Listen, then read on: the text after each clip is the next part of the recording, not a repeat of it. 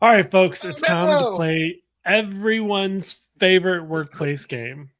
Am I the Asshole HR edition? We're talking about real HR cases, wild employee stories, and those messy gray areas where policy meets people.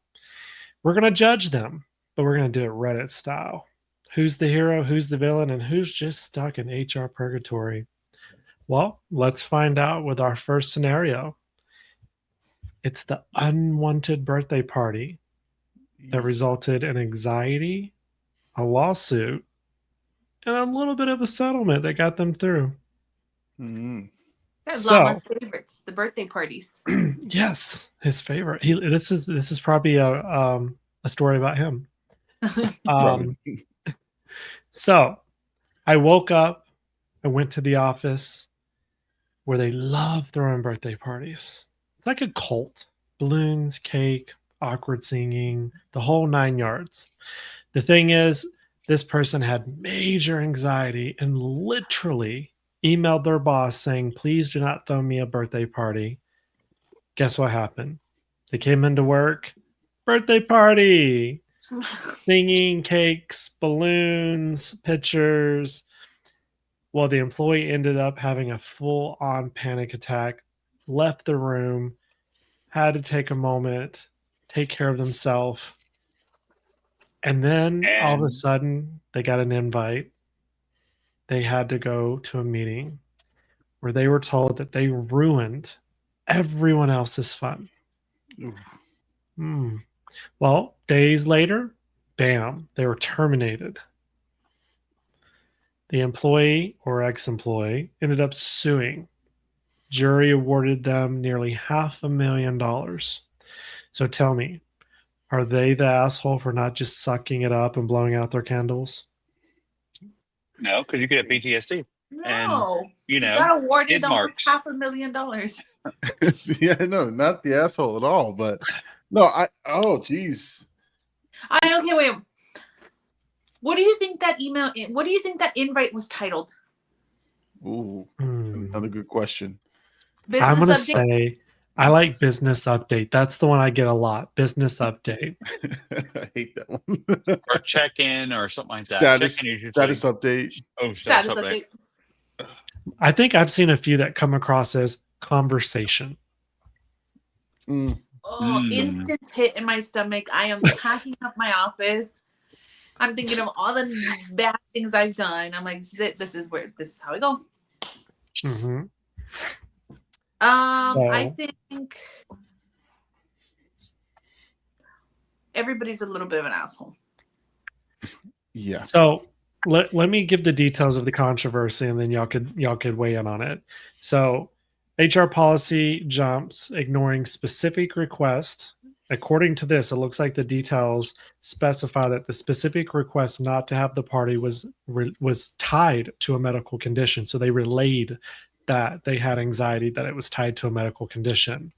Then pursuing the person for how the situation made them feel, causing their own, causing a panic attack for them, and raising questions like, should HR have ensured the request was communicated? And then was the termination considered retaliatory? Did they offer accommodations? This is what makes it controversial because a lot of people are like, oh, it's a birthday party. They should have got over it. Well, how about we just don't be an asshole and just listen to what the employee asks you to do. Like that's Did they like tie to a medical condition? well, it's the thing. Here's where it gets sticky, right? Like if they said it like this is a medical condition, I don't want the party. They can be protected, right? But they could also be protected if they have an accommodation on file or some kind of FMLA that's been run through, and they that they're aware of the person's condition. Like, but again, I would you would sincerely be like, hey, listen, do we're gonna throw you a party. Like, you all right with it? No, I don't want anything. Please don't do anything. Just leave me alone. Respect that employee's wishes because again, I don't have the anxiety or whatever medical condition this person has, but I don't want it to be a big deal because I feel awkward. I feel like I feel I like my skin is crawling when you are putting the attention on me when it comes to that kind of stuff, like birthdays and shit. Put them in a closet. Shut the door. Well, I think what a lot of people don't realize is the unseen of medical conditions. So this person literally emailed their boss and said, please don't throw me a birthday party. I have anxiety. I will have an attack. Yeah. That's about as equivalent to someone telling their boss, hey, I have a severe peanut allergy. And then what does their boss do? Brings them a can of peanuts. Yeah. It's like they just told you that it's going to affect them medically. And you did it anyways. You ignored their health. You put them at risk on a documented conversation where they told you what was going to happen. Then you address them afterwards for responding to their ignorance. And then they get fired all of a sudden. So regardless of why you fired them, they could have legitimately been terminated for a legitimate reason. I mean, but days later after this happened, the perception's just too fishy. Or in this case, it is giving anxiety vibes. Yeah. Well, if we go, okay. If we get literal, right? As I just looked at the text says, thing is, I have anxiety and PTSD. So I asked my manager, please don't throw me a party. That's it. Just please don't throw me a party. Okay. If we're going based just off of that, right? So like, let's say you just emailed your director, your manager, your boss, please don't throw me a birthday party, but you don't tie it to anything medical. I'll give you an example. My sister-in-law hates celebrating her birthday, but we love celebrating her. We love her. We love her life. Mm-hmm. So is she the asshole because she doesn't like to celebrate, or are we the assholes because we want to make her feel special? Like, what if that was a scenario then? Like, we know you don't like to celebrate your birthday, but we love you. We want to shower you with love. We want to make sure you know how much you're appreciated. I don't think that's asshole. Different story, though. That's a different story. Well, you're not tying a medical piece to it. Just somebody just like, I don't like that. I don't like it. Okay, well, great. No, but I think we still love you. I think I see what you're saying, Mama Mel. I think if it's not known or it's not like the PTSD and the anxiety, if it's unknown, it's tough. That's I think I would side with what Mel is saying is like, I don't know that it's that big of an issue.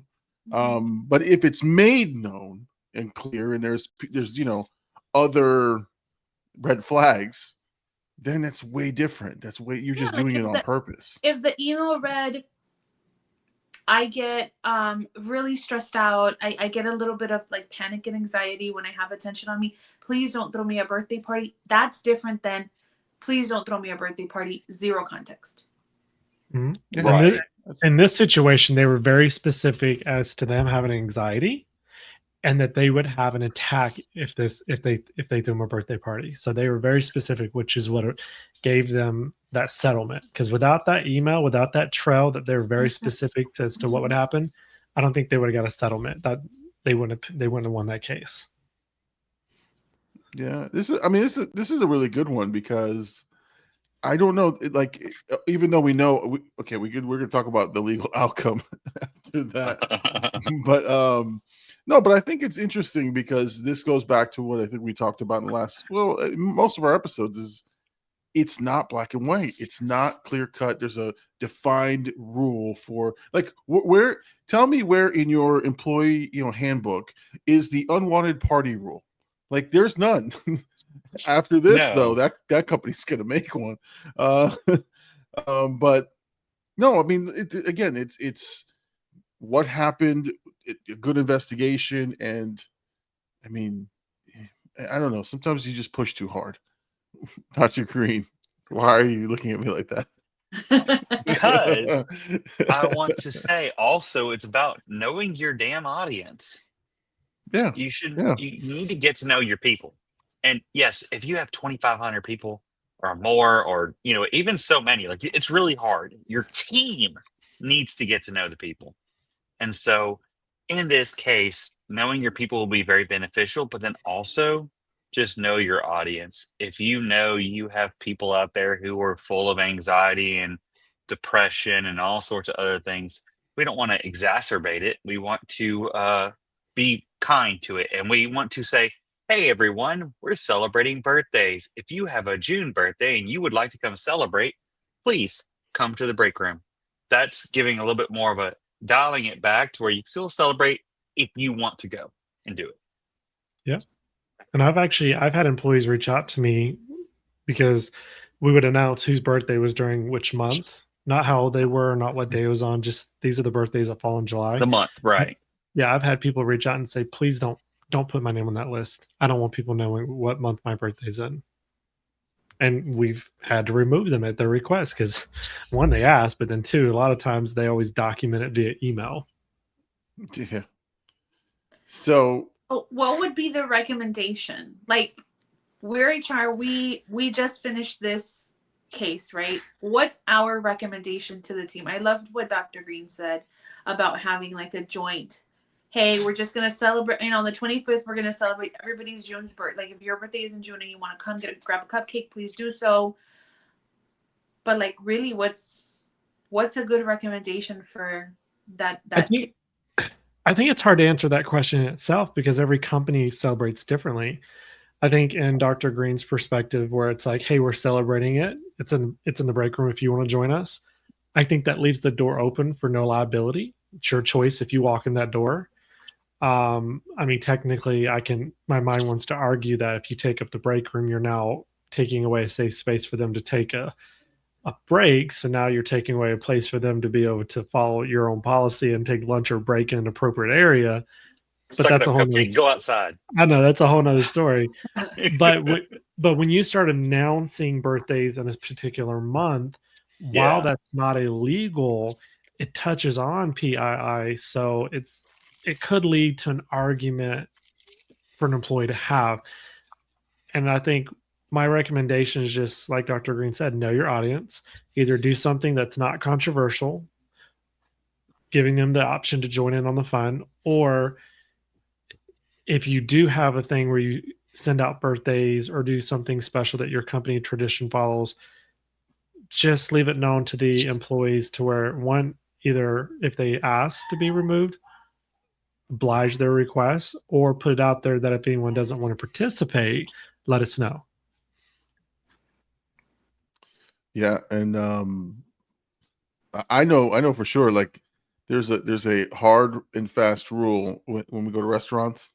My wife definitely is like, do not tell them it's my birthday. Do not get them singing that stupid ass chili song. Emily's the same way. Yeah, like there I know for sure. Like whatever temptation I've ever had, just nope, that's it. Don't you do it? Doing it. I'd do Don't it you just dare to do make it. you mad. See, Look, that we're not would at normally work. be me, but At home, I'm torturing you. At home, I'm gonna make. If you tell me how to do it, I'm gonna do it just because you told me not to do it now. poke the bear is what you're saying. Yes, Right. I'm poking the bear. I'm putting out honey on everything.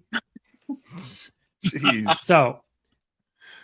So we talked on the controversy topic of birthday parties. Let's move to a different part of celebrations. So in our other scenario, it's the religious birthday card refusal, right? And in this person's situation, the way they describe their story is everybody in the office does this thing by signing birthday cards and singing, which I don't think any of us has worked for a company where that's not a thing. Yeah. But in this particular situation, this person is a Jehovah's Witness. So religiously, they don't participate in those customs. So one day, this person was approached by their supervisor. They were handed forcefully the birthday card and said, I need you to sign. Like, you need to participate. And even though they had explained like in detail that it's due to religious reasons, the manager was still forcing them, like, sign it. So the employee refused. And then all of a sudden they were labeled as the killjoy, the antichrist, I guess, as a person of faith would say. And they just wanted to be respected for their beliefs. So are they the asshole for sticking to the religious boundaries, or was HR the real party pooper here? I feel like these are all going to be a, am I the asshole? And truly, it's like, no, you're not. Just saying. Well, So I mean, on the HR side, maybe it's that we're not the asshole, but I think this person, they're not being an asshole. Like that's so Your okay. belief. Well, yeah, and here's the thing, and I do this very carefully because I'm really curious. Like I honestly, I am fascinated by other religions, by the way. Not that I'm very religious myself. I'm just fascinated by customs and traditions. So I have friends that are Jehovah's Witness, right? That I ask a ton of questions because there's so much misinformation about their religion and how they practice this and what they believe in, blood transfusions. There's all this, like this stuff. So I've always been uber curious, but I've always been very careful, right? So if I meet someone and they say that they're Jehovah's Witness, I just look, I just have a quick question. If it's okay with you, this and then whatever it is, right? So it's just more of a respect thing, Mhm. and honestly, if you're in a leadership position, and I'll say this like without any kind of delay, like you don't need a fucking leadership course to tell you how to deal with someone who has a religious belief. Like you don't need that. If someone clearly Right. makes the statement like, hey, I'm a Jehovah's Witness, if your life skills you don't know what that means, then find out what that means, right? Like because some managers will claim ignorance and be like, I didn't know what a Jehovah's Witness was. Like just look, dude, look it up. They clearly said I'm this and I don't celebrate. Don't question it. Let it go. Let it go. I don't care what you call it, whether you're Jehovah's Witness, whether you're I don't know, whatever Jedi. you call it. Yeah. I believe in the Jedi religion. Okay, that's fine. All That's right. your religion. Fantastic. Congratulations. Yeah. So I don't know. I And I'm a think the person lightsaber. is I don't think the person is the asshole for sticking to their beliefs, but the things that we do after the fact are asshole-ish. I'll say that. Correct. But here's the thing. Hear me out, okay? Entertain me for a second. Oh, Lord. We are so good at saying religion and work should not mix. You leave your business outside of work. In here, you're an employee. You're this, you're that. Can't do that. Earlier in season 1, we talked about a scenario in, I think it was Jake's previous employers, where there was a shirt with a rainbow on it, right? And that person was asked to not wear it. Don't bring your religion in here. This is not the place for that. Why is it okay in this situation? So the way I would explain it here, and this is where I will give management a leeway for being a little ignorant, and even honestly, a lot of HR people, you can violate ADA or religious accommodations without even knowing it. They don't have to have it on file in order to be sued for violating it, because companies are expected to give reasonable accommodations at any given time when the employee asks for it. So in this situation, without saying, I want an accommodation for not signing birthday cards, they made it very clear that I don't sign birthday cards because of my religion, which is a reasonable, immediate accommodation that can be given by management and is expected to be given. So the fact that they did not follow that reasonable accommodation could be considered a violation of religious accommodations. This is why people who don't know HR should not be running HR departments. Very true. Just saying. Just saying. But So, I think this is really important on why it's really crucial that we train leaders, we train operations, we train management on all facets of things that they can get the company sued for. And a lot of times when we think about situations, we think about ADA and disabilities, but religious accommodations fall right there next to those. And that's this situation. I'm honestly surprised. Well, I'm probably not surprised, because if they didn't document it and there was no tangible way for them to prove that they made this known, and then they didn't follow up with an email as to what they were forced to do, or the conversation that happened, then there wouldn't be a lot of evidence to really sue them. But if they would have done their documentation correctly in this situation, there would have been a settlement for sure. no. not the asshole. Just do what you're supposed to do. Right. I think a Well- little bit of an asshole. No, I You think listen, who's the this- asshole? Am I Who's the that? asshole because I'm gonna celebrate your birthday regardless of your wishes? Oh, Gosh, you're such a punk. Shame on you. Well, How dare you No, not I- sign my card? well, but You know what? Okay, but go ahead. Think outside the box. All right, this is not me as an HR person. This is me as a friend of someone who actually had a religion where they didn't celebrate holidays and birthdays. And so what our friendship circle did is when it came around to what we knew their birthday was, we didn't celebrate their birthday.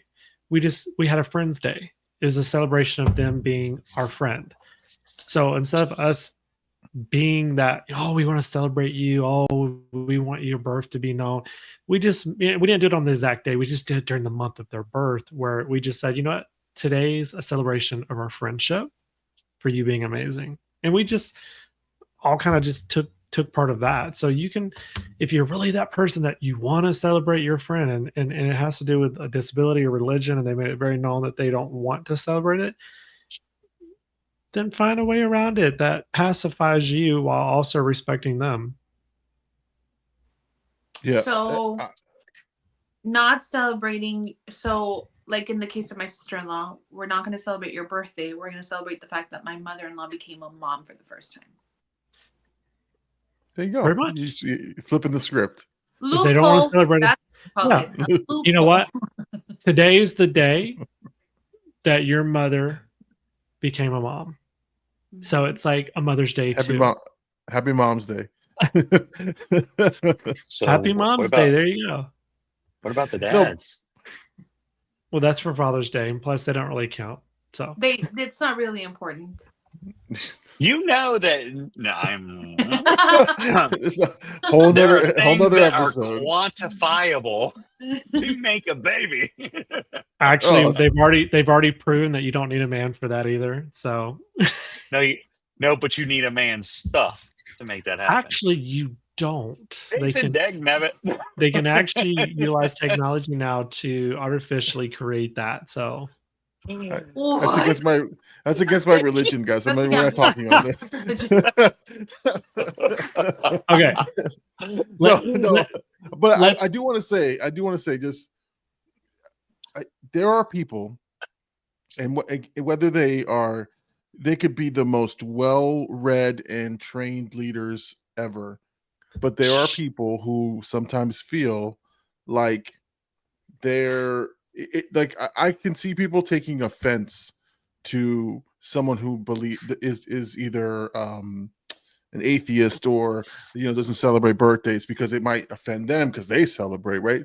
What I always try to figure out is like why this happened, right? And a lot of times the guy who's pushing the issue, right, is trying to force their beliefs, or they just feel like they're offended too. And I hate that, but let's just be real, like that.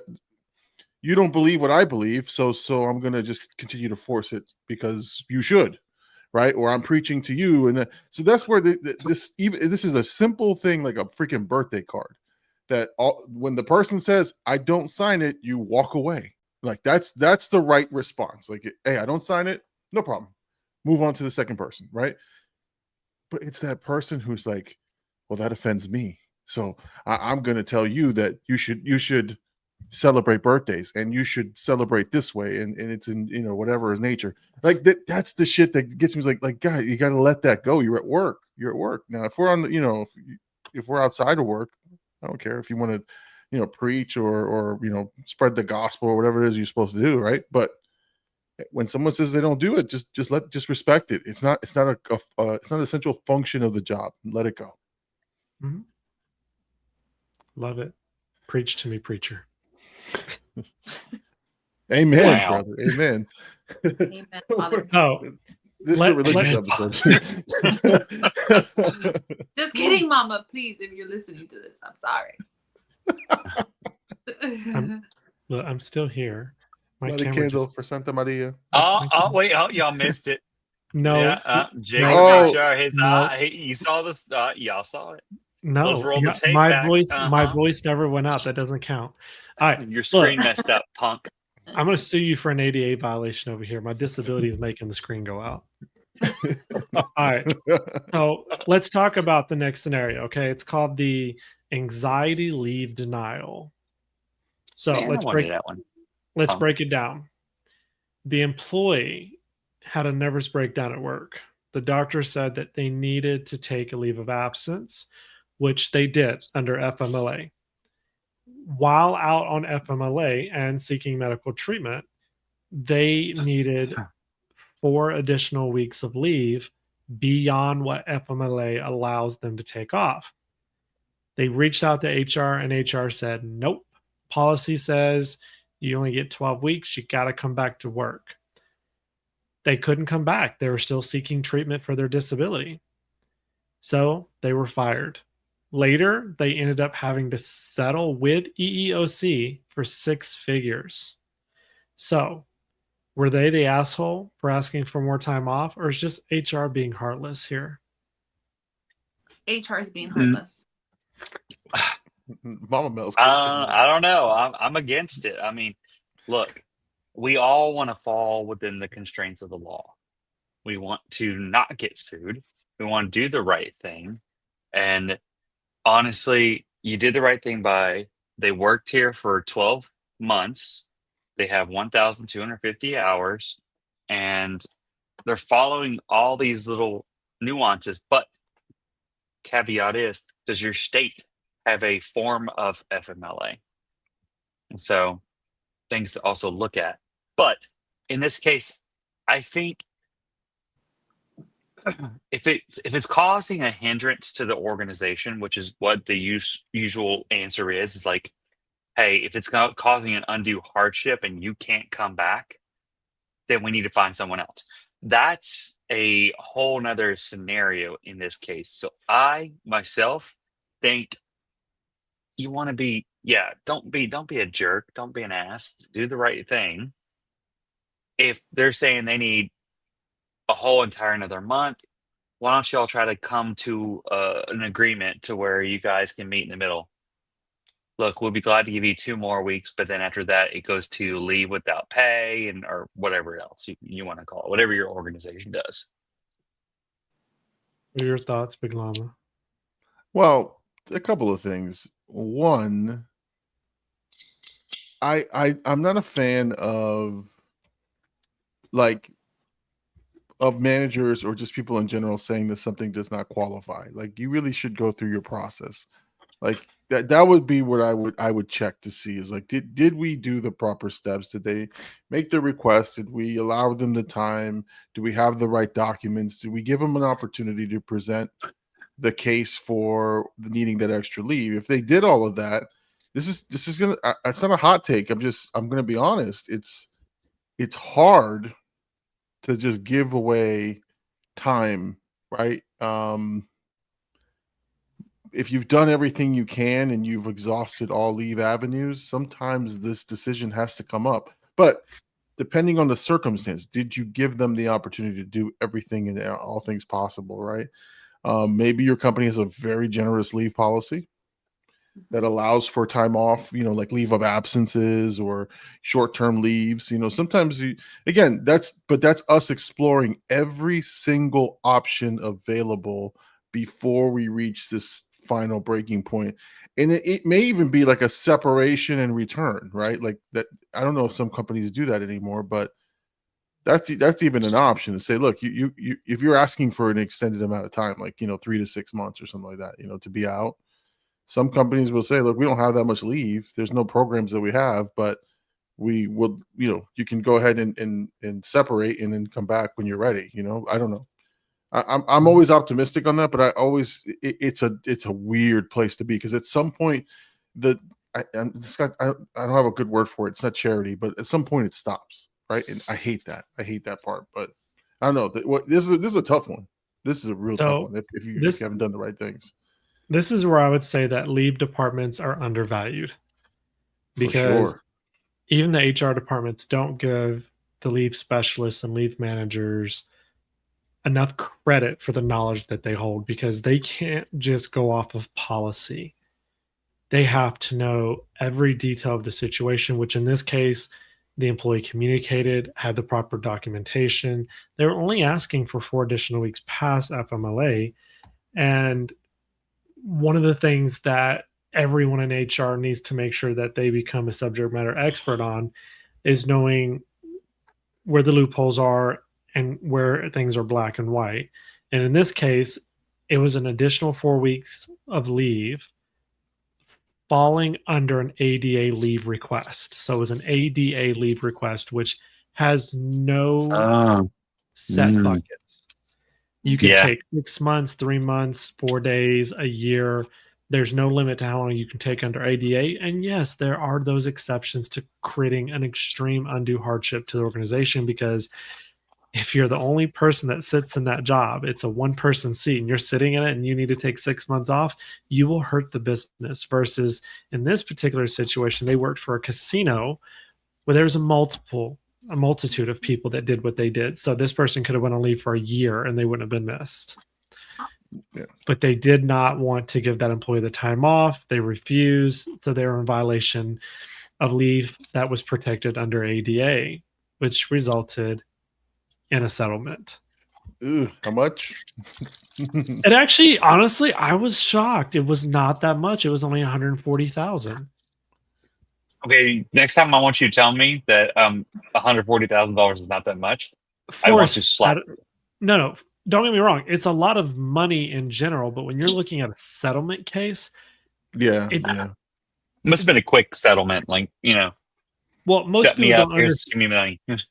I think there's a whole topic. I think we should table a sidebar conversation and do a whole segment on EEOC violations and consequences, because Ooh. people don't understand what actually happens when you violate EEOC, like what the investigation process looks like, what's the aftermath. Like this, for this person to get $140 settlement, most likely they took the first dibs. They took the first settlement that the casino gave them in the EEOC violation, because you literally have the company in one room, EEOC in the other, The other. and their HR department's going back saying, we'll give you this. They either say yes or no. If they say no, they go back, they renegotiate, they come back. Okay, we'll offer you this.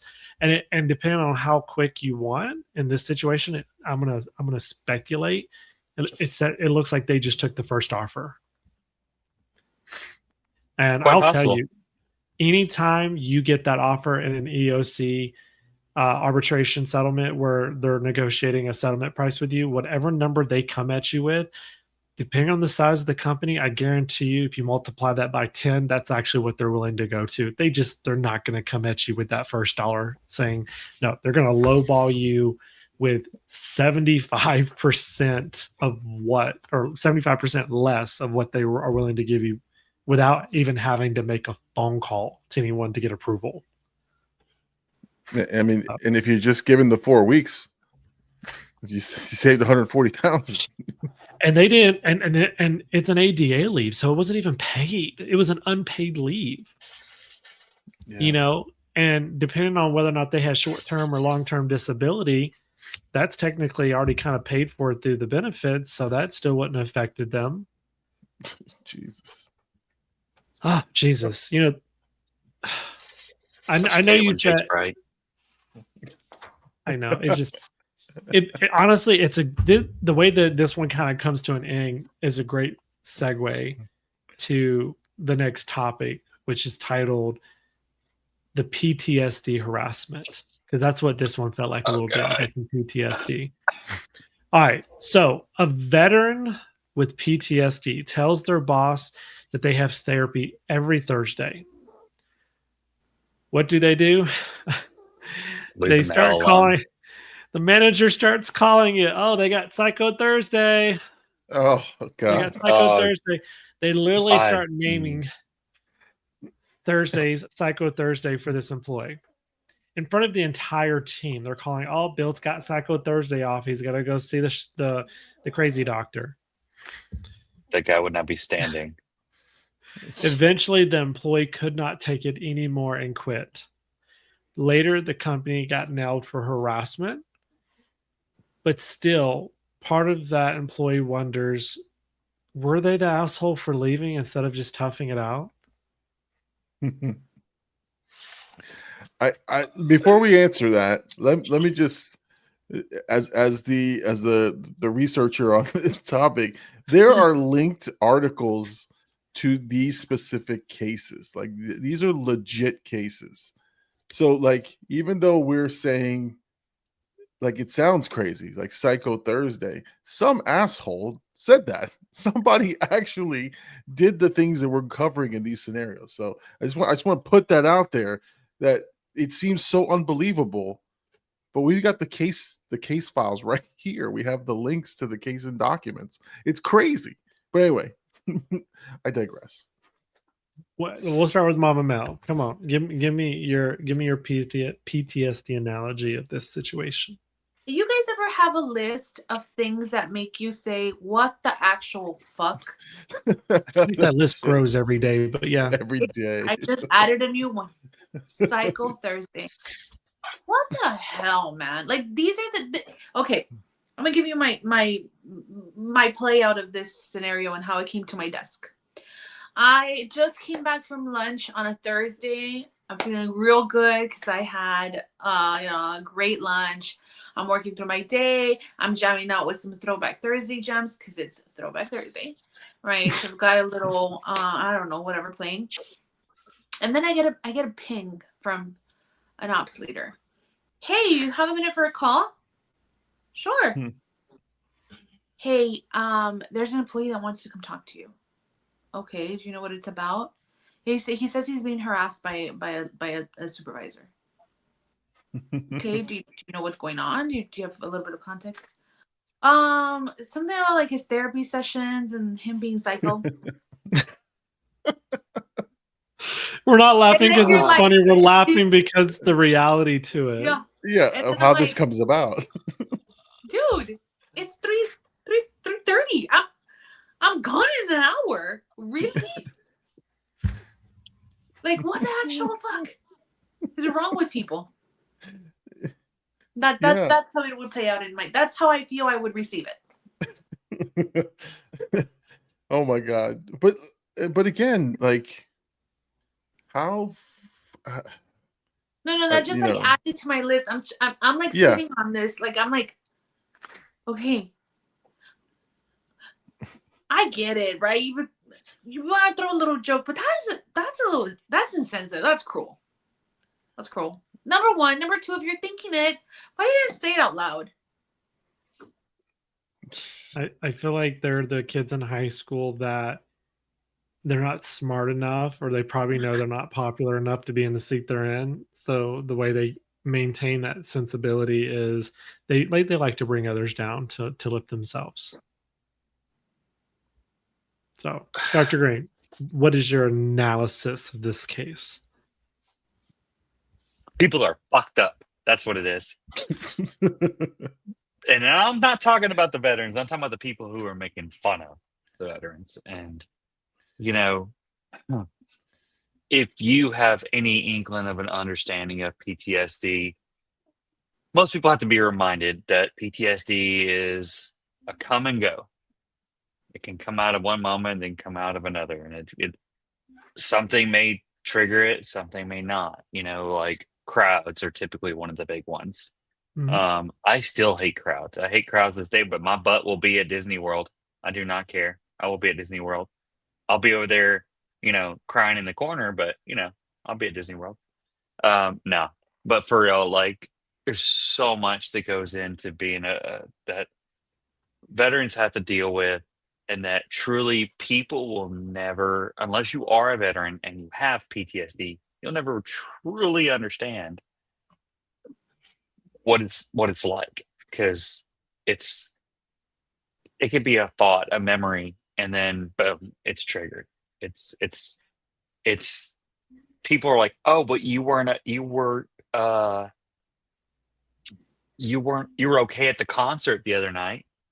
Well, yeah, because also it's about focus, and it's about getting away from the triggers.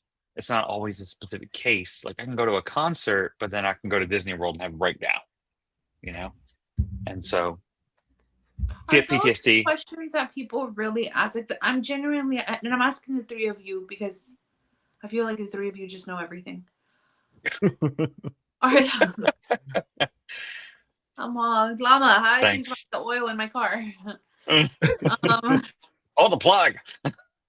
What are those? Do people really say that? People do. Yes. They say all sorts of dumb shit to because the lack of knowledge, it's called ignorance. Yeah. Well, Yep. I was gonna say, I as you were sort of going through that, I was looking at these cases from the EOC involving mental health conditions and stuff. Most of the time, it's people not understanding. And again, I'm not saying you have to walk in their shoes or know exactly what they're feeling, but Right. there is a level of like I, what I saw in a bunch of these cases, there was one common thread, which is the employee was limited in their abilities to do their task for either a temporary amount of time or for an extended period of leave or whatever. So the these people just kind of stick to the guns of, well, these are the essential things that we must do, and because they can't do it from time to time, it's a hindrance on their performance or a hindrance on their organization. When you don't understand mental illness and the aspects of it, and how it comes in different forms, um, that's dangerous. That's dangerous. And sometimes it's well hidden through medications, through just act, right? Facade, like, and anything can trigger it. Like listen, I've had mornings where everything is great. I have one singular event that causes a chain reaction of things to just completely go off the rails, right? Mhm. What a flat tire that starts the day off late. Then I get to work late. I missed a deadline. Then like by lunchtime, I am in a severe depression after just all of the shit can like I it's that fast for someone who has depression or for someone who has some sort of condition where simple things would just trigger it or severe things. I don't know. Right. It's just understanding that sometimes that's what happens. Like you're like, what's wrong with Joe? Joe's a great guy. All of a sudden he's just pissed at the world. Like Joe is going through something, whatever that Mhm. is, and he may have FMLA, he may have, and that's the other thing too, is like when someone has something, they don't like put a tag on them like, hey, look, here's someone with mental illness. If you're doing your job well as HR, nobody should know that Mhm. there's something wrong with Joe. But anyway, I just see a lot of this is just people don't have the patience for it, and it sucks. But and again, if you're honest and you have something, that's something that you need to take care of too. That's another thing too, that it it goes both ways. If you know something triggers you, or that you have to put yourself in a position where you can control that, or let people know, Mhm. or apply for ADA, whatever it is you need. But don't just sit there and just try to tough it out either. I No, love I how you agree. I love how you explained that, Big Llama, because you touched on two things I was thinking about as you were describing all that. One, it's like a person that has epilepsy. If they don't tell you, then you can't retaliate when they have an episode. Right. But the person that has epilepsy needs to understand the risk they're putting themselves at beyond the disability by not preparing the right people for that Right. breakdown. And while people understand, I think people understand depression more than they do PTSD, even though there's still a lot of people that don't truly understand depression. There's depression. There's so many different levels of depression, but one of the levels is called Mhm. functioning depression, which is some of the happiest people you will probably say that you've met in your entire life, that are always smiling and they're the most extrovert and they're most happiest, but they are honestly, I don't, and I say this not judging everyone by it, but basically they're borderline suicidal. And to me, I think that kind of falls with PTSD. Those are the people that they have functional PTSD. They don't seem like it until that one day that very rarely ever happens in their entire life, and it hit that day. And I think that's where people need to stand back and, instead of making accusations, ask open-ended questions. Why did this happen? How could we have prevented it? What can we do different? How can we help? Versus, why didn't you do your job? Or you screwed this up. And in this particular situation, I was reading through the case, or I was reading through what was posted on our scripts. It doesn't mention anything about settlement. It does mention that there was constructive discharge, but it doesn't mention anything about a settlement or an overall decision. And I think I want to add for our listeners, it notated in this case scenario, he resigned because he felt that there was just way too much harassment going on. So for all of our listeners, I want you to understand that while there's always a chance that you could win a lawsuit, 99% of the time you won't win an EEOC case if you resigned. You have to still either be actively employed or have been termed to win most EEOC cases. So if you feel like you're this gentleman, or any of the cases we mentioned, or any of the cases we didn't mention, don't quit. If you know it's an EEOC violation, you file the EEOC complaint while you're still employed or after you were terminated, but you don't resign. I get a lot of people, they're like, oh, I can't do it no more. Oh, I can't take it no more. And that may be the case. And if it's the best for your health, then you do what you got to do. But if you're wanting to win the EEOC, which before you can sue them, you have to file the EEOC complaint. A lot of times there might be some loopholes to that to take it out of court. But a lot of people think, oh, I'll just sue the company for discriminating. It's not that easy. You can't just sue the company. You have to file an EEOC complaint first, win the EEOC complaint, then you can file a lawsuit in a majority of the cases. I'm not going to say it's 100% of the time because it's not. There's exceptions. The more money you have to spend out of your pocket on private attorneys opens up other doors. But let's be realistic. 90, 98, 99% of Americans don't have money to hire attorneys out of pocket in situations like this. Yeah. So you rely on EEOC to fight these battles for you. But you have to do your due diligence, which is why not resigning is key. Documentation is key. Communication is key. And you have to be careful because a lot of people think, oh, I'll just email myself these documents, or I'll, take these documents home to help build my case against the company. You can record conversations in some states with one-party consent. It doesn't matter if it's a violation of company policy unless you plan on staying there after the lawsuit. And you can send emails to stays on their servers that could be subpoenaed. But if you start printing emails and taking things that are protected off company property, and you file an EEOC complaint, or in some cases unemployment, that company can sue you. Oh, yeah. So just be cautious when you're protecting yourselves. Document like there's no tomorrow. But as far as your emails that you're sending to those managers, to those supervisors, to the HR department, as long as it's on their server, it is documented. And you always want to CC everyone and their mama on it so that everyone has a trail. So if one person deletes their email, it's still accessible in other areas. So just the only thing I want to put here is communication, documentation, never quit. If you're fired, you're fired. There's nothing you can do about that. And be careful about taking company property home, because while you might win the battle, you will lose that war, because you might get that $140,000 settlement, but they're going to turn around and they're going to sue you for taking proprietary information or violating certain protection acts, so depending on what information you took. And they will sue you if they can, if it means they can get that money back that they have to now settle for you. So just be cautious. What would be your advice to an employee who maybe brings this forward? And I ask, like, Jake specifically, because your mind always goes to risk management first. Mm-hmm.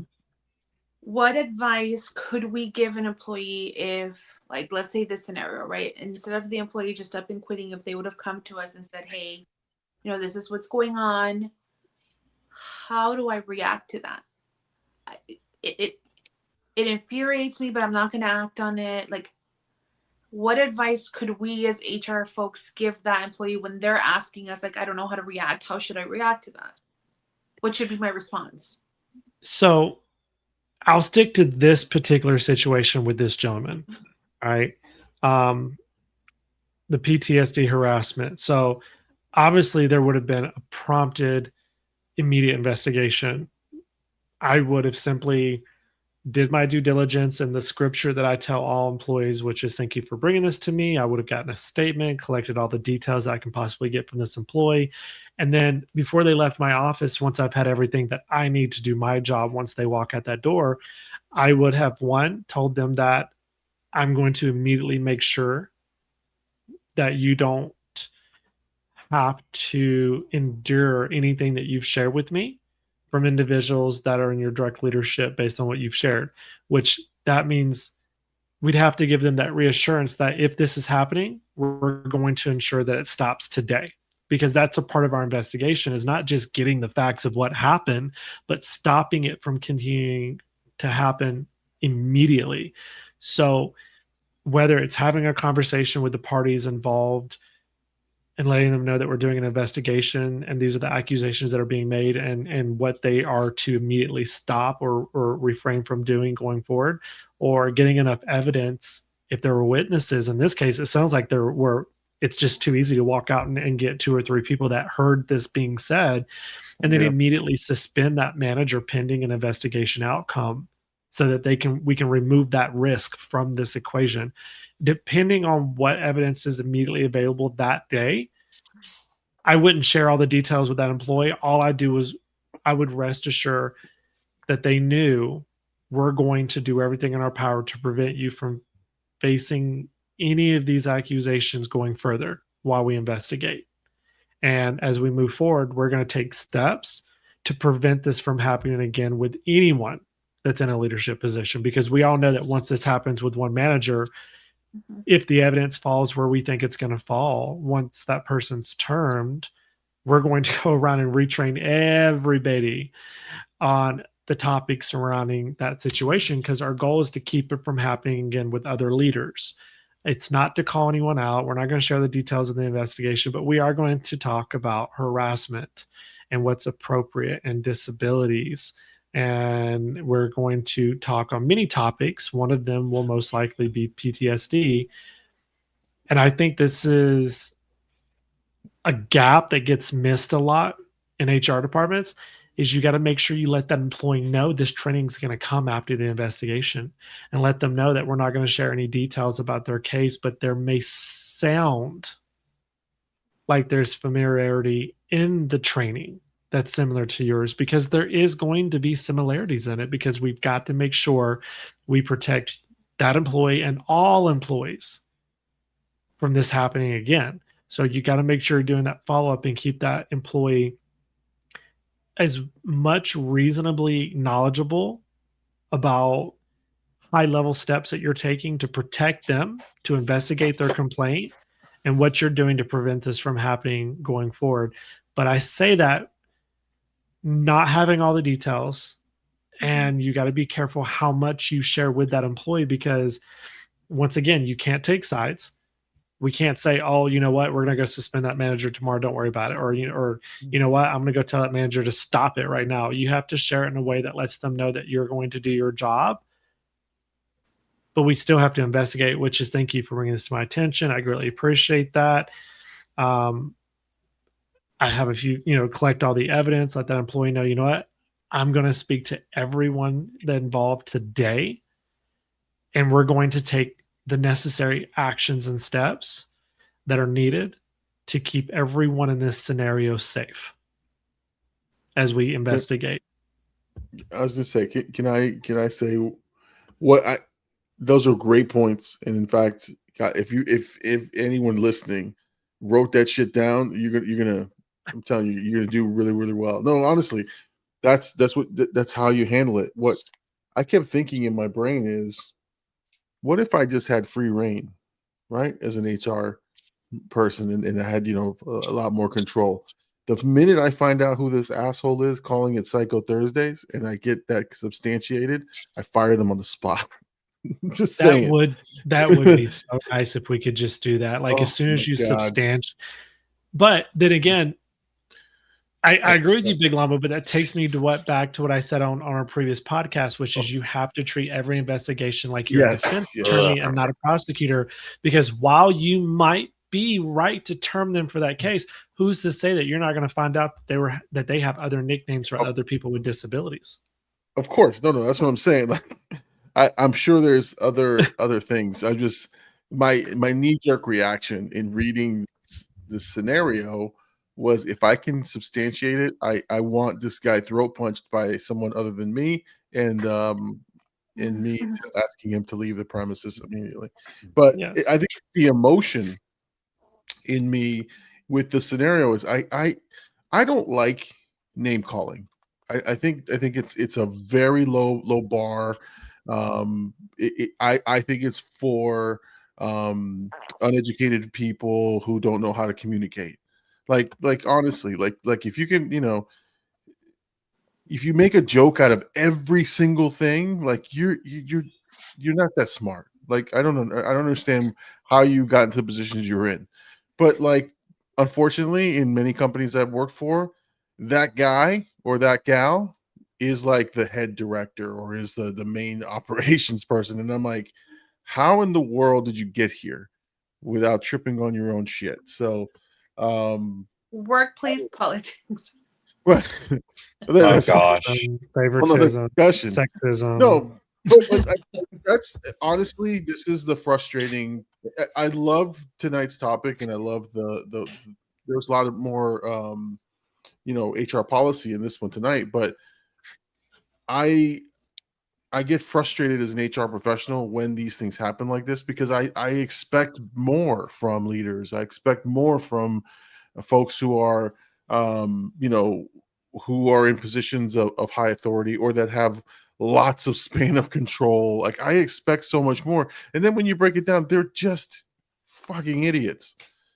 And that's the most frustrating part. And they probably make 3 times my salary. That's another, or at least frustrating part. Yeah. You know what I would like to, Big Llama, you know what I would love to create for the world? We have credit checks for people that don't know how to manage their credit, right? Yep. I'd love to have an HR reputation check where you could go in, run somebody's social before you hire them, and find out in the last 7 years, because obviously people do need to learn. They should be able to repair their reputation like people repair their credit, but it's not instant because you got to learn from your mistakes. 7 years to learn from your mistake. Damn. Not 7 years. Obviously, there would be different time quotes here. But what I'm saying is, like a credit check, there should be a period where you have to take steps to learn from your mistakes. It shouldn't just be you get fired from your job, because we all know people that get fired from their jobs, the majority of the times, they lie about being let go. They lie about why they're not with the company no more. And they end up getting another reputable position for another company. We hope they learned from their lesson, but you know as well as I do, if they do, they put on that facade only temporarily until they get comfortable, and then it comes back out because they never truly got reprimanded while they were fired. They lost their job. They're reprimanded from the company. Internally in themselves, there was no reprimand. There's nothing long-term suffering for them other than going without a job for a few weeks, maybe a month. I think I know it's not realistic, but I'd love to create like an HR credit check where like we can see over the last several years if you screwed up and what you've done to repair your credit in HR. Like, I'd love that. And then I wouldn't have so many bad hires for people that just interview well. If somebody was running an HR credit check on each of us, where would it land? Oh God, that should be a whole topic. Poor, fair, good. Yeah, good. How much credit can I get in the friend category? Do I get a lot for like historical changes and wonderful things that I've done? Yeah. Listen, But I get above 750 credit score, baby. Just give it to me. I'm in the 400 category right now. so No. so Wait. I'm talking about my HR credit score. My No, personal credit that's what I'm score? talking about. I'm talking about my Oh. personal credit score is a 400 right now. Really? my You think actual credit. I think it would be higher. I think that would be higher for all of you guys. yeah, You know yeah. what? You know what? You're honest though. I think you're honest about your decision making. You know what I'm saying? Like you're doing an honest assessment and going, okay, there's some things I could probably work on, which is a great way to look at it. I am being very arrogant and saying, yeah, I got the best credit score. Give it to me. But if we're being honest, like we fail at a lot of things, right? We fail at a lot of things HR related, but we learn and we're trying to do better. And as long as your intention is good, which should count for a higher score in your credit score, by the way, your HR credit score, your intentions. I think that's I think Jake, that's a really I'm actually very impressed by that answer. I'm just gonna say. Aw, look at that. Let me explain. I had a really good friend that just moved out of the city, and they've moved away. It's been about 2 weeks. I've not called or texted her once. But it's not because I haven't thought about her. I have been thinking about her. I've been liking her pictures on social media, but I haven't texted her or called her. And I was thinking about it today. I was like, God, that's really shitty of me. Like, we used to text, at least weekly or bi-weekly when she was local. Now she's moved. I haven't even called her to see how she's doing. So God, I gave you're myself, a punk. I know, I gave myself a bad credit score for that. I'll make up for it tomorrow. So that opens up I have a question for me. well, Mel, you're always in a good credit score for that one. Come on. Mel, you're very methodical. My mind just goes places. I have a surprise for y'all. If y'all scroll down, you'll see a nice little surprise of ending on a fun note, because y'all know I like to end on fun notes. So if you want to pick one of your favorites, there are 4. So please pick one. So And this is rapid fire. This is rapid fire. Am I the asshole? Oh, can I pick the topic but give you a better story that goes along with it? Well, don't be a jerk. Come on now. No, so one of the topics you put is the dress code disaster. Okay, we'll let you do that one. Go for it. I have the best story for that one. Okay. So had an employee come in my office, outraged and broken down all in once. She is being targeted. That's what she said straight up. I'm being targeted. I'm being sent home every day and they're telling me my dress code isn't right, and that I'm not wearing clothes that are appropriate, and that that she's just being targeted. So I'm like, of course, I do my script top to bottom. I do my investigation. Long story short, I bring her back in. I sit her down. I said, I want to review with you my findings of this investigation. You are absolutely being targeted. I have substantiated your accusation. Let me go over my findings with you. In the last 2 months, you've been sent home to change 23 times.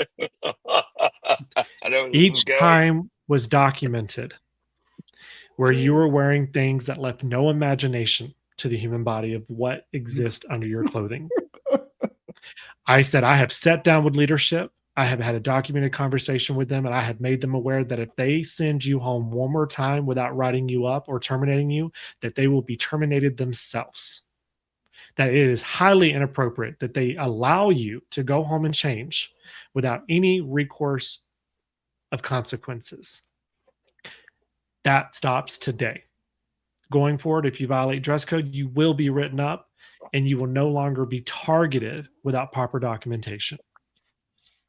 Is there anything else I can help you with today? And it was. God, you're a jerk. But honestly, part of me was upset that she felt targeted for coming to work with Spanx. Nothing over the Spanx. Oh, shit.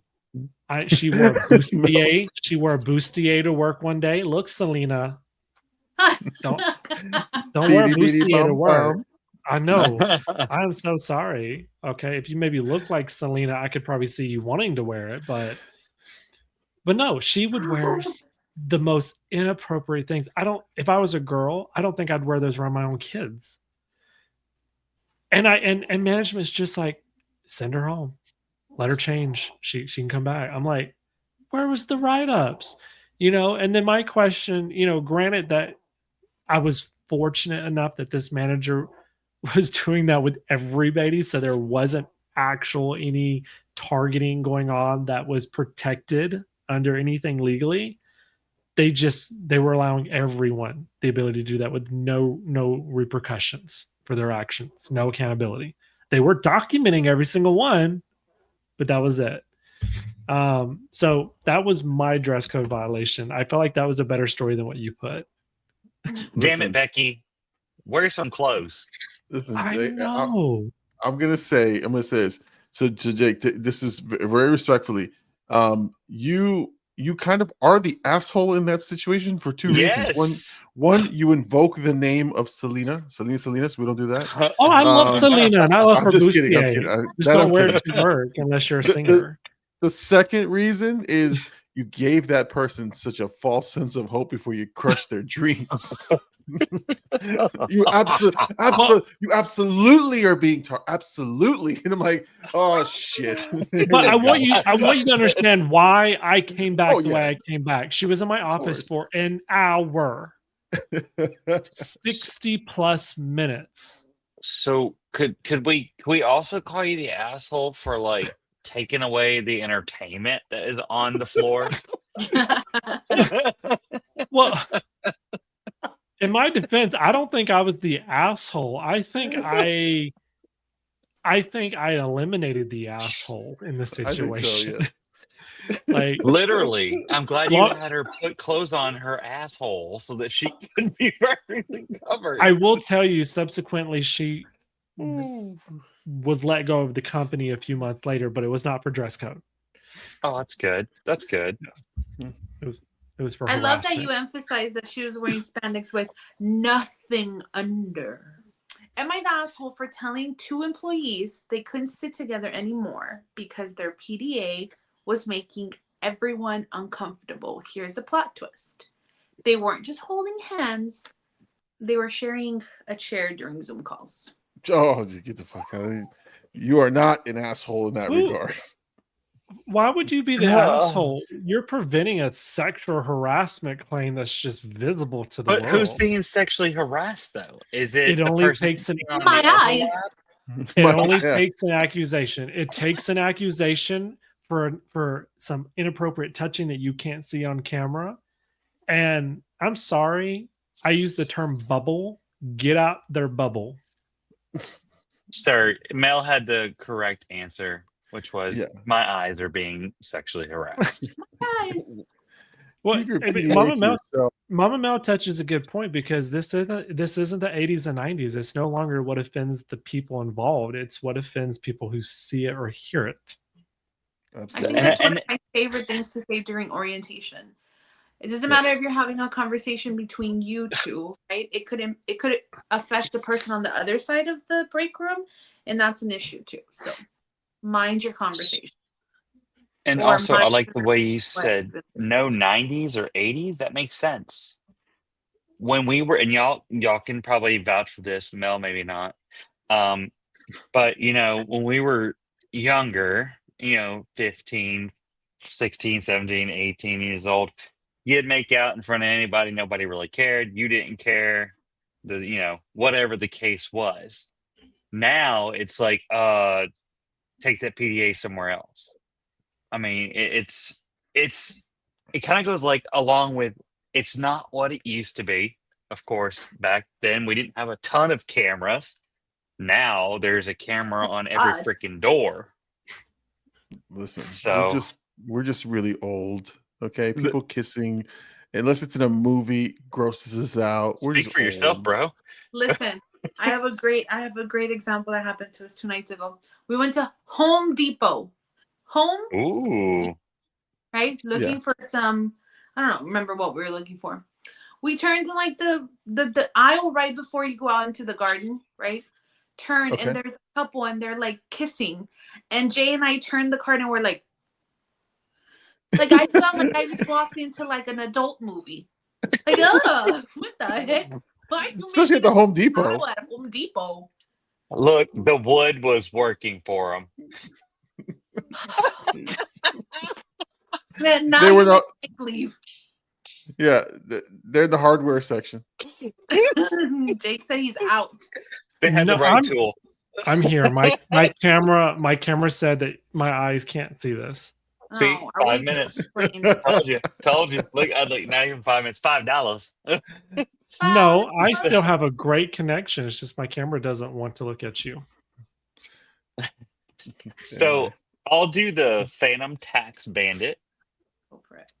Am I the asshole for putting a camera in the break room because someone kept stealing my yogurt? Hmm. Is it posted? Is the sign posted? Otherwise, you're an asshole. Smile, you're on Don't camera. eat my food. No, I mean if you put a camera in there, and you got to post the signs, but if you don't post the signs, you are the asshole because that's kind of like voyeuristic. And a creep I would and a say. weirdo. Yeah, you're a And creep. potentially violating the law because depending on what your state you're in, the break room is considered a room that is considered a place that privacy Yeah. can be expected. So if you're recording in a break room and it's not posted properly, and depending on the state laws, you could also be facing a suit. What is your most treasured food ever? Treasured food? Like a food, if you could have it right now and you could never have enough of it, what would that food be? Like you could have it every day. Chicken ganache. Okay, Pizza. chicken ganache. Mine's pizza. Okay, pizza. Mine's cheese, no matter just cheese. I have a problem. I know it. Mama Mel, what's your most coveted food? Nachos. Okay. So the camera's there. You see them stealing your nachos, your chicken ganache, your pizza, and Well, listen, the culprit Don't- the culprit was the director, Oh, but he called it the CEO tax. come on, your ass. Oh, listen. I lost my job at that point. No, Big Llama. We're going to feel really bad for that person because there's going to be like a whole month where they just continuously get flat tires from things in the parking lot. No. That's There's not a a Phantom CEO. tax. There's a CEO I tax, and know there's a laxative llama is- tax. I just There's also leave my dad nachos tax out too. there with, put a little For the nachos. listeners that want to be sarcastic and say, "Oh, I'll just put laxatives or I'll put something in it." Be careful. Don't do Bravo. that. You Bravo. will get a criminal case against you for doing that. Just do eye drops. Just do. Eye drops, No, laxatives. you guys, You wait, put no. anything in. No, I'm serious. There's been so many cases where people have Yes, done that. there are. You don't do dumb things like that. Of course, You don't know, take my advice on that shit. The only ones that I know that have won those cases without criminal charges being filed against them is they literally wrote it on the box that they put laxative in this food, and the person still ate it. the thoughts See- and opinions see. are those of the members of this podcast, Yeah, and yeah, not the big llama himself. Yeah, we were just kidding. Have you guys All ever right. seen that meme that says if you hit me with a draw 4 and Uno, I'm on your ass the entire game? That would be Exactly. me. If you take my food, I'm on your ass the entire year. Listen, you touch my food, it's on. It's on like Donkey Kong. I don't know. Not like Donkey That's what I said. Kong. Hey, what happened to all this talk about being empathetic? Has anyone asked that person if they're struggling Oh financially? God. If you're I'm a struggling director, financially. you're struggling. 11-cent raise over here. That's never No, gonna die. It's reverse psychology and sarcasm in once. If you're asking your boss or your boss's boss, like, "Hey, I just wanted to check. I want to make sure everything was okay. If you're having financial hardships, I noticed you were eating my chicken ganache yesterday that had my name on it, and I just wanted That to make wasn't sure me. you." That wasn't me. I I didn't just want take your chicken ganache. and I'd be like, "I hear you. Are you okay?" Here's the I EAP am. number. The chicken ganache tore up my stomach, but I'm fine. Here's the So- EAP number. But if you ever touch my nachos, again, Exactly. You won't be First of all, needing that counseling your session. nachos are soggy at this point. Don't put nachos in the Yes, fridge. thank you, thank you. It gotta You be and fresh. Emily least- both. At least the Lord pizza, you can nachos. eat it hot or cold with some ranch. Right. Right, Uh, please, or at least have a cup on the side. You can just dip the chips in like nachos. But Yeah. I mean, and the cheese that- might give you the bubbly guts, but at least you can still eat it. at least you can have the other person eat it too. You know, that's actually not a bad idea. I caught you on camera eating my chicken ganache. caught you no, in Wait, full what really, camera. camera? like what would it? My true reaction, I just bring them nachos and be like, "Hey, I noticed that you took my food. I brought some I to you." did not. Really? I'd be like, a little birdie said you like nachos. That little No, birdie hell told no. me. You That little would. birdie told me on Monday at 3:23. nah. Was, I go was it the birdie diabolical. or the No. act of violence in the bathroom that was happening? Listen, this is what I would do. Print out the camera footage of them taking your food and just put it on their truck. Touch my shit again. No, here's what I do, man. I go diabolical. You eat my pizza, I will invite you. I will send you an invite to a pizza party. Right? I'm gonna send you an invite to the pizza party. Where I'm gonna invite all our friends at the office, everybody in the office. I'm gonna buy just enough pizza, right, for everybody, except you. I will make sure that the invite for you is 15 minutes Look, later he than was so everybody petty. else. It's so good. It's petty Listen, level max. Listen, I know what to do. Again, so everybody's there enjoying it at 12 o'clock. You stroll in at 12:15. Guess what you got? 5 empty pizza boxes, courtesy of the Big Llama. Fuck you and stick it up your ass because you've eaten my pizza and now you're gonna feel the wrath. That's all I'm saying. That's all I'm saying. That was real hard for some pizza. Listen, don't touch my food. That was diabolical. I like that. I'm telling I you, like that's that. what I would do. Note to self: never have Llama's pizza. Well, I just know, don't touch my right? food. Just don't And touch my change his name. Respect the Respect name the on the Hell, food. damn it! I know. Respect the Dominoes. Respect that, Papa John. That Little Caesars. Oh no, and No, I, look, we're no, hold on. We're trying to go up in class, not down. No, in this diabolical plan, I buy the most expensive, best pizza in town, and the one that you could smell through the whole office. You go, ooh, this is gonna be good. When you show up, Grimaldi's. I don't care if there's four pieces of pizza left. I'm gonna eat them in front of you. That's how petty I'm gonna be. I'll be like, I already ate four. I'm gonna eat. He's this four catering when you the pizza walk in. party.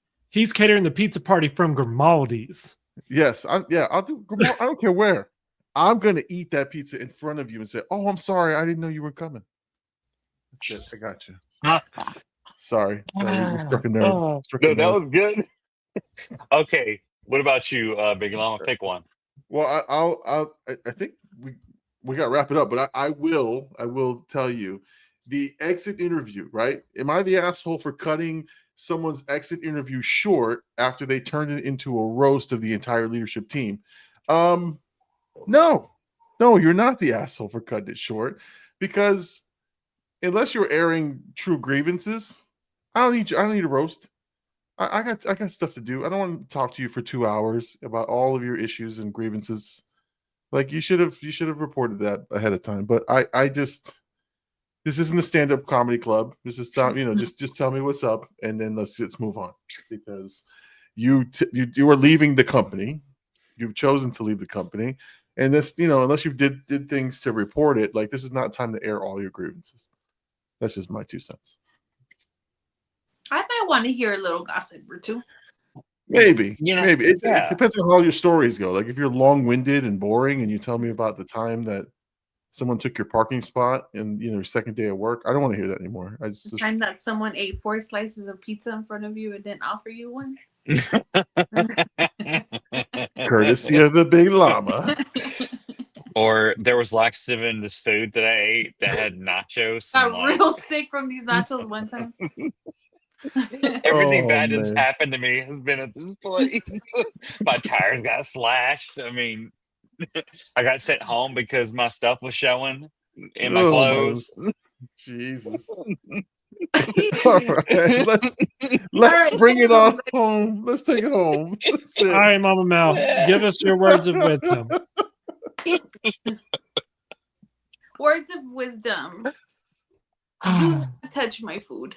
Don't touch anybody's food, guys. It's some of the most embarrassing things to fire people for is taking other people's food. The half-eaten pizza box, leave it alone. They're gonna take it home for dinner. Don't touch people's stuff. Yes, we are the assholes. 70% of the time. Yes. 100% of the time, there's really good reasoning behind that. So For real. there's that.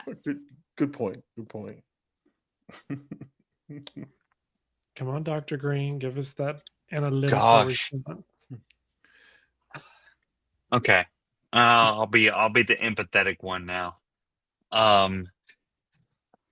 If you see a coworker struggling, don't be the true asshole. Mhm. Be Mhm. the helping hand that will bring somebody from down in the gutter up to the streets with you. And I don't mean like the streets next to Big Llama's house where the strip club is. I mean, but I mean, seriously. Let me hear your body talk. Your body talk. All right, anyway. On the next Oh. episode of the podcast, Llama's gonna karaoke for us. That's fun. right. Listen, I damn near almost called all of you. I was at a doctor's office that was in the strip mall right next to Body Talk. And I almost caught the phone and called all of you and said, guys, you won't believe where I am. And then I thought, wait, I'm going to be standing next to the Body Talk and all these people will be driving by. This is not a good look. So, anyway, go ahead. But like we were saying, like, you know, we joke, well, we kind of halfway serious at least about the food incident because nobody wants to be embarrassed for being let go for stealing. Regardless of what way you want to take it, it's stealing. But in this case, I've said it, I think, multiple times, even in this podcast piece today, which was know your audience. Don't be an asshole and be like, you ate my nachos, you shall suffer the wrath of Mama Mel. It should be, you ate my nachos. Is everything okay? Do you need a helping hand? Do you and people have egos. They all do. All people have egos of some sort. But we need to take down that pride and be able to, hey, we joke about it. I know you're hungry, but what can I do to help you get food tonight? What can I do to help you make your life easier? Bring the human to human resources. Human resources. Yep, that's good. Right. Just don't eat Big Llama's pizza. Don't eat my Oh, pizza. shit. We He's gonna learned buy something more just to new. piss you off. Yeah, I will buy more. Just I'm gonna set the point. No. Is it my turn? Is it no? It is your turn. Yes. Go Big Llama. Okay. So I think this was a fun episode, and I will say, you know, a lot of stuff we talk about, we get to serious points in these conversations, and we get to really funny and enjoyable points, but that is just human nature, right? We have to use comedy and humor to, you know, sort of keep us our spirits up. So I enjoyed that part of this. One thing we talked about was the mental health aspects and depression and PTSD and things like that. And I just, again, I think as a leader, just be a little bit more cognizant of what's happening around you, who your people are. If you know your people, right, and you get to know them, you'll know when, you know, Johnny is not himself, right, or Susan is just not her cheerful self, and acknowledge it, recognize it, just ask, how are you doing? Everything okay? Those simple questions right there go a long way. And if they do reveal something, or if they do, don't insult them or make fun of it or make humor out of it. Even if they use the humor, right? Sometimes it's just they're masking that really embarrassing feeling. Mhm. So just keep that in mind. And then we talked about if someone doesn't want to do something, just respect it, let it go. Like, again, you don't want to sign a birthday card. There's probably a really good reason. Let it go. Let it go. Is it essential to the job? Is it essential to anything that you have to do? Probably not. So let it go. The more you push little things like this, the more you isolate your employees. Mhm. It took a lot for me to hold back from singing that song. Me too. Me too. Which one? Let it go. Let it go. Oh God. We should. You know what? We should do a fun live stream karaoke night. Oh, Let's do that God. next week. Let's make it happen. Let's not talk. Let's make it happen next There week. might Let's need to do it. be some alcohol involved for that, and it's going to have to be on a Friday night. So we can plan something. We can plan We something. can. Big Llama can go out by his house and just show us and stand next to Body Talk, and we can all take shots and start singing. It is my birthday this Friday, so I don't know if I will or will not be at Body Talk. So I'll just let you guys know that. We can do that, but I'm telling you right now, if some major record deal calls and picks me up, you're gonna lose me. So, I mean, I might get an offer from like Saturday Night Live. That's just like making fun of me. For all the high pitched glass breaking you do? Let it go. Yeah, I would be on there where like Simon Cowell would be like, that was absolutely dreadful. It sounded like nails on a chalkboard. It sounds like getting donkey punched in the face.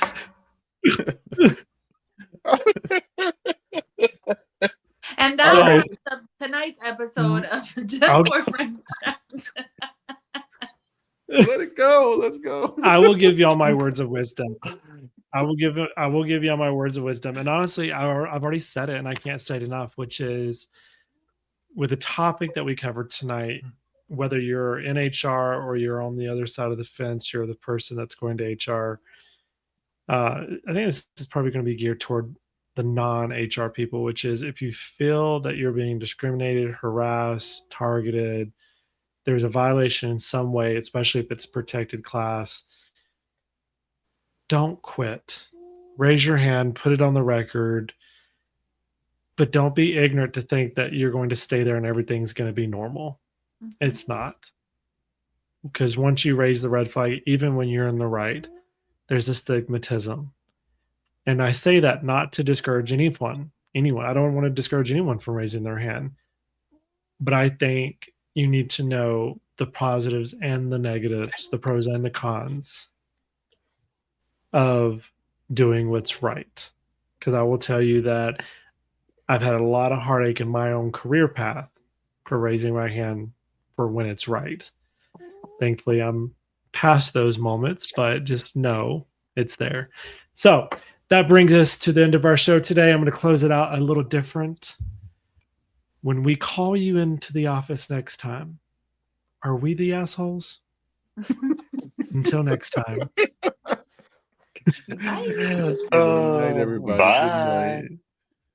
Good night. Well, that's another episode of the Four Friends Trying to Figure Out HR. We didn't solve anything, but hey, at least we tried. And by tried, we mean we laughed, we overshared, and we probably violated some HR guidelines ourselves. But remember, this podcast is for entertainment purposes only. Don't take our advice. Seriously, don't. And if your HR manager asks, you've never heard of us or this podcast.